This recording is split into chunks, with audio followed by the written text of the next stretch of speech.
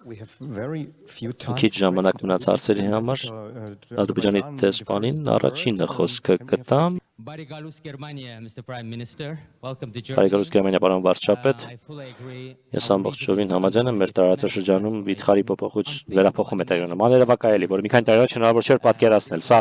ամենակայուն ու խաղաղ ժամանակաշրջանն է մեր հարաբերություններում, որին մենք ասել ենք եւ դուք եք ասել։ Մեր անկախությունը ձեռք ենք բերել։ Մենք նաեւ թեթևացել ենք, որ հաջորդ ապագա սերունդները, մեր երեխաները, թոռները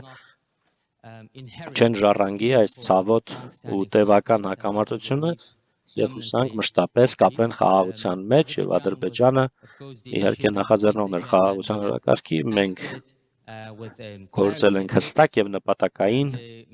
դուք էլ նշեցիք իրական օգուտները խաղաղությունը բերում է օգուտները, մենք կարևոր քայլեր ենք ձեռնարկել ու այլ կարևոր քայլեր էլ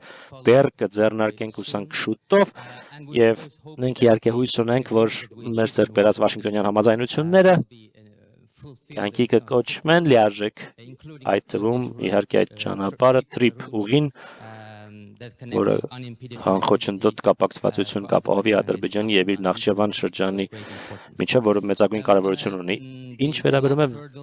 վերջին խոչընդոտին, Սահմանադրությանը մենք հույս ունենք, որ դա էլ կվերացվի, որպեսզի մենք կարողանանք պաշտոնապես ստորագրել խաղաղության համաձայնագիրը։ Հիմա արդեն մենք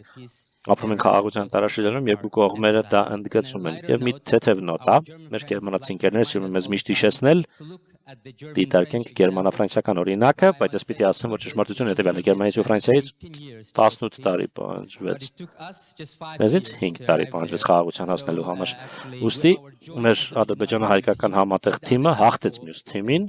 13 տարով։ 13 տարվա տարբերությամբ մեզ կարող ենք այս առումով շնորհավորել։ Մեր ժողովուրդները խաղաղ միասին ապրել են ու մենք կարող ենք դա նորից անել, ես դրա մեջ համոզված եմ ու Ադրբեջանը վճռական է այդ ճանապարհով ընթանալու դեպի խաղաղություն, կայունություն եւ բարեկեցություն մեր տարածաշրջանում։ Շնորհակալություն։ Thank you. Շնորհակալություն։